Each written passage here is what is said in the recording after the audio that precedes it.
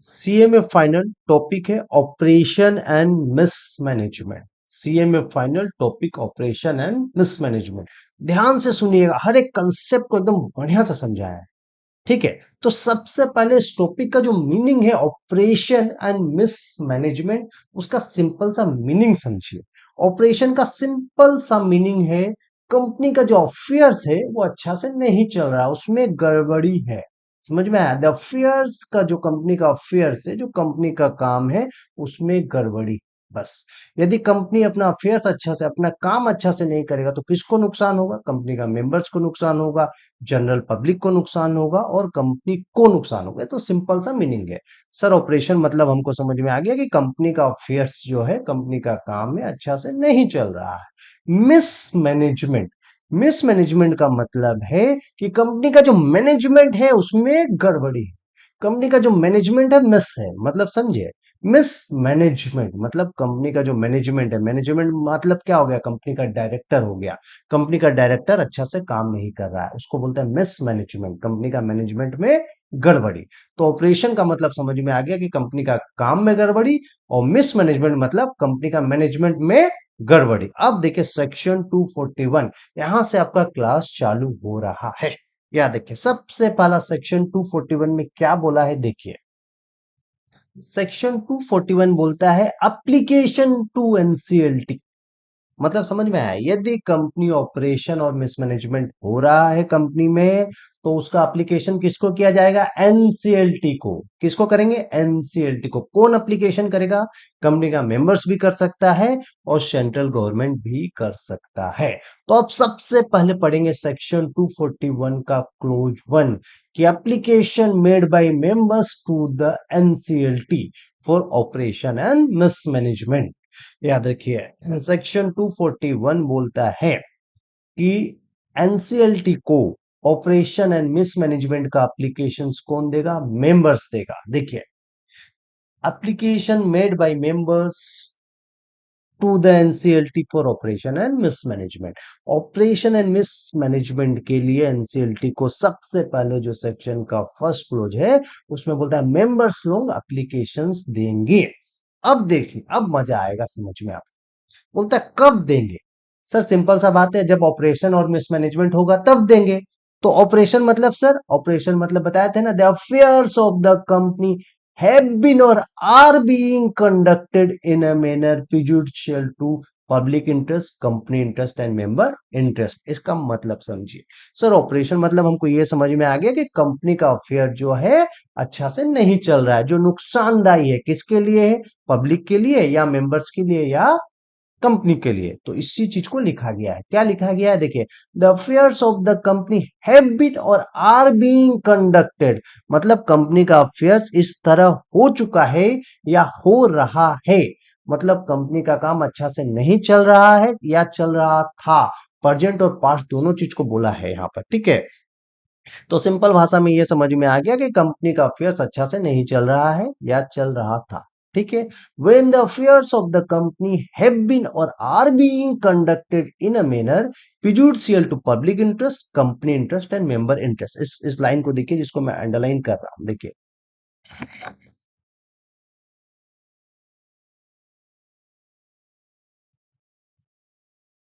देखिए इस लाइन में यही बोला है कि कंपनी का जो अफेयर्स है, जो है the affairs of the company have been or are being conducted, मतलब कंपनी का अफेयर्स इस तरह चल रहा था, कंपनी का काम इस तरह चल रहा था जो नुकसानदायक था, प्रिजुडिशियल था। किसके लिए? पब्लिक के लिए या कंपनी खुद के लिए या मेंबर्स के लिए। तो कंपनी का अफेयर्स जो गलत अफेयर्स के कारण तीन आदमी को नुकसान हो रहा था यहाँ, जनरल पब्लिक को, कंपनी को खुद को और मेंबर्स को। ठीक है, दूसरा दूसरा क्या होना चाहिए? मिसमैनेजमेंट होना चाहिए। मिसमैनेजमेंट, ध्यान से सुनिएगा। देखिए क्या बोल रहा है, मटेरियल चेंजेस। देखिए लाइन को हम हाईलाइट कर रहे हैं, इस लाइन को देखिएगा। बोलता है material changes has taken place in the management और कंट्रोल ऑफ द कंपनी। बोलता है कंपनी के मैनेजमेंट, मैनेजमेंट मतलब कंपनी का डायरेक्टर्स में कुछ चेंजेस हुआ है या कंट्रोल में कुछ चेंजेस हुआ है। किस में चेंजेस हुआ है? कंपनी का मैनेजमेंट मतलब कंपनी का डायरेक्टर में कुछ चेंज हुआ है, या कंट्रोल मतलब कंपनी के मेंबर्स में कुछ चेंज हुआ है। ठीक है, कंपनी ने क्या चीज में चेंजेस किया, कंपनी के मैनेजमेंट में या कंपनी के कंट्रोल में, उस चेंज के कारण as a result of such change, देखिए as a result of such change, the affairs of the company will be conducted in a manner prejudicial to members' interest और company interest. Second line में बोलता है company के management या control में कुछ change हुआ है, उस चेंज के कारण नुकसान हो रहा है कंपनी को। उस चेंज के कारण क्या हो रहा है, उस चेंज के कारण कंपनी का जो अफेयर्स है, कंपनी का जो काम है वो गलत हो रहा है। The affairs of the company will be conducted in a manner prejudicial, जो कंपनी का काम जो है उसके कारण किसको गलत हो रहा है, उसके कारण किसको नुकसान हो रहा है, कंपनी के मेंबर्स को या कंपनी को खुद को। याद रखिए, तो चेंज इन मैनेजमेंट मतलब समझ में आया, चेंज इन डायरेक्टर, और चेंज इन कंट्रोल मतलब चेंज इन शेयर होल्डर। देखिए देखिए और एक बार शॉर्ट में बता रहा हूं, ऑपरेशंस एंड मिसमैनेजमेंट। पहला सेक्शन 241 में मेंबर्स लोग एप्लीकेशन देते हैं एनसीएलटी को कब देंगे, यदि कंपनी का काम उस तरह से चल रहा है जिसके कारण नुकसान हो रहा है पब्लिक को या कंपनी को या मेंबर्स को। याद रखिएगा, और ये है प्रेजेंट प्लस पास्ट को। लेकिन मटेरियल चेंजेस के लिए क्या बोलता है, चेंज इन मैनेजमेंट, कंपनी के मैनेजमेंट या कंट्रोल में ऐसा चेंज हुआ है जिसके कारण कंपनी को नुकसान होगा, फ्यूचर बोला है, ठीक है। The affairs of the company will be conducted, company का काम इस तरह होगा कि नुकसान होगा कंपनी के मेंबर्स को या कंपनी को खुद को। याद रखिए। अब देखिए नेक्स्ट,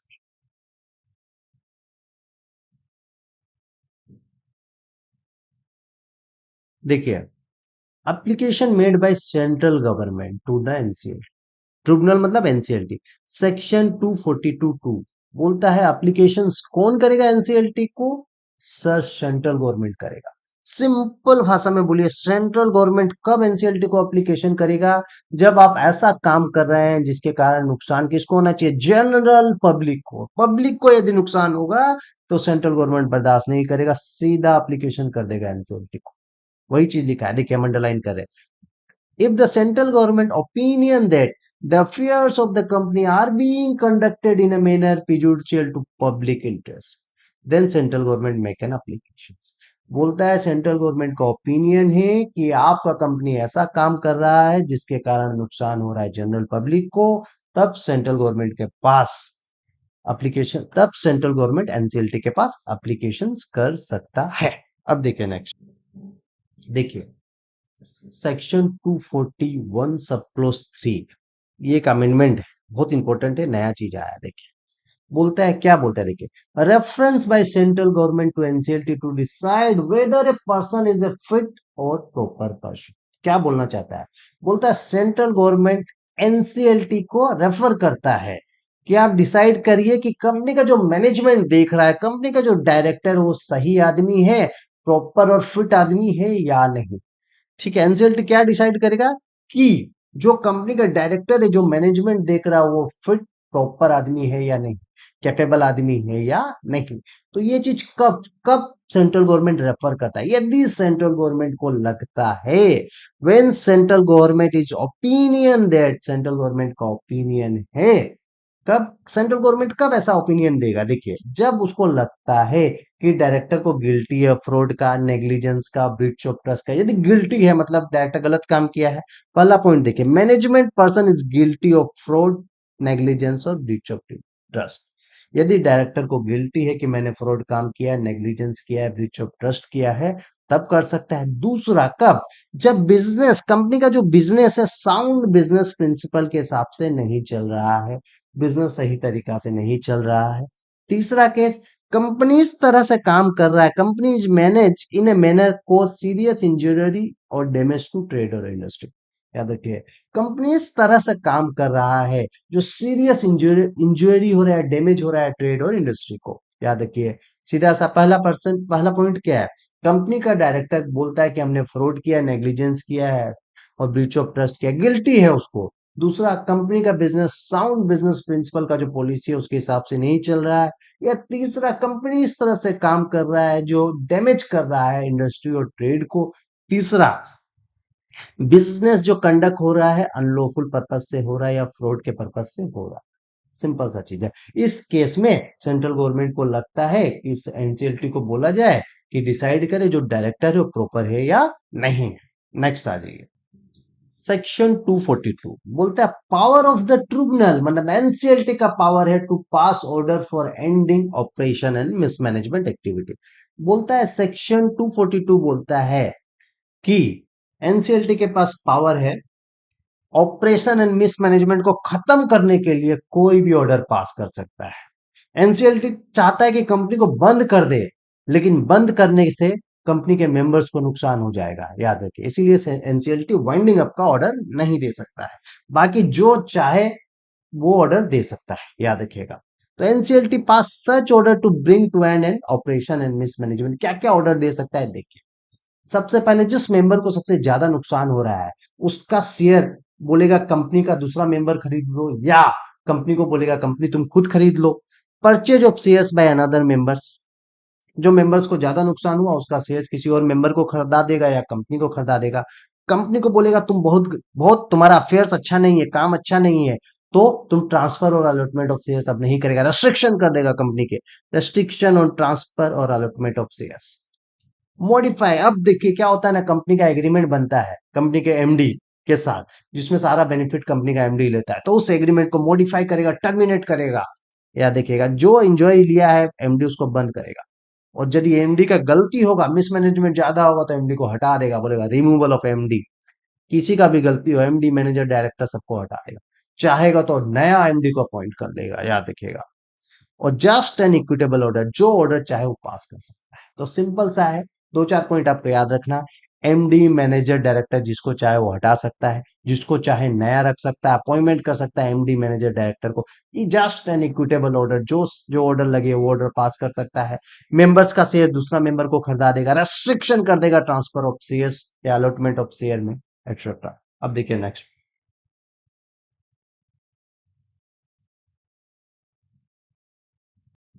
सेक्शन 243 क्या बोलता है देखिए, कॉन्सिक्वेंसेस ऑफ टर्मिनेशन और मॉडिफिकेशन ऑफ एग्रीमेंट, याद देखिए विद एमडी मैनेजर और डायरेक्टर।